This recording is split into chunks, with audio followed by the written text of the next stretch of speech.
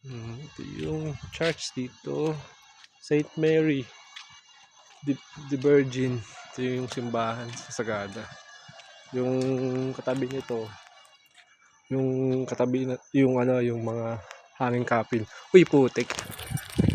Kabin, tumatakbo, baka mahulog. Halika na. Kabin! Kabin! No, no. Huwag ka dyan, huwag ka dyan. Punta ka doon. Yan. Diyan lang. Nagugutom. Pinapagod ko muna para magutom. Ito hindi kakain to eh. Ayan, lakad lang.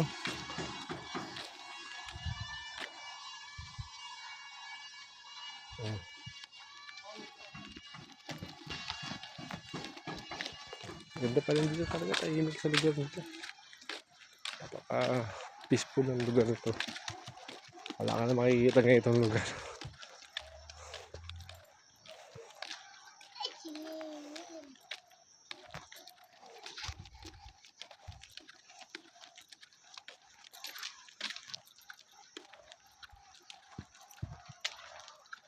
Yung likod ng simbahan. Yung simbahan nila, oh. Paluma. Classic.